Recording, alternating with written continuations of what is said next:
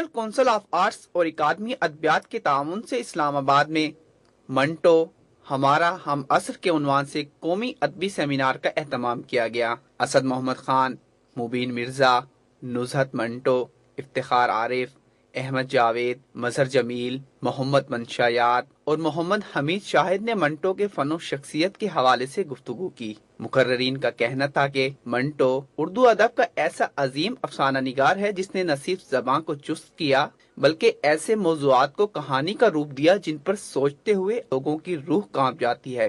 ان کا کہنا تھا کہ منٹو نے اپنی تحریروں میں انسانی تجربے کو اس طرح بیان کیا ہے کہ وہ ڈیٹڈ نہیں ہوتا۔ اس نے آزادی کے حوالے سے بھی لکھا، انسانی آزادی کے حوالے سے بھی اور سماج کے حوالے سے بھی، اور سماج کی وہ چولی جو میلی ہو چکی تھی اسے اتارتے ہوئے کوئی دقت محسوس نہیں۔ منٹو آج کے عہد کے ساتھ بھی ریلیونٹ ہو گیا ہے۔ تقریب میں نامور اداکاروں کبھی خان، نعیم طاہر، یاسمین طاہر اور طاہرہ امام نے سعادت حسن منٹو کی تحریروں کو ڈرامائی انداز میں پیش کیا۔ ان کا کہنا تھا کہ منٹو نے ایک ایسے طبقے کے بارے میں لکھا جس پر ہم توجہ نہیں دیتے۔ انہوں نے کہا کہ عظیم لوگوں پر جتنی تنقید کی جاتی ہے اتنا ہی ان کی عظمت میں اضافہ ہوتا جاتا ہے۔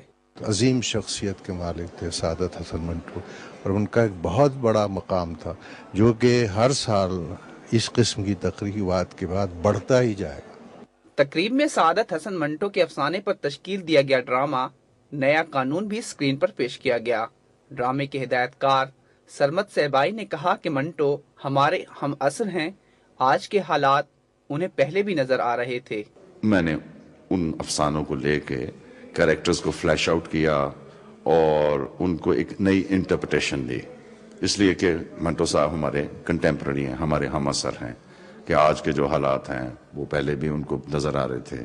منٹو کی فنکارانہ حیثیت اور تخلیقی مرتبے کا اندازہ اس بات سے لگایا جا سکتا ہے کہ اپنی وفات کے 50 برس بعد بھی منٹو فنی اور فکری اعتبار سے ادب اور معاشرے سے زندہ اور معنی خیز ربط قائم رکھے ہوئے ہے۔ کاشف رحمان کاشف، آج نیوز، اسلام آباد۔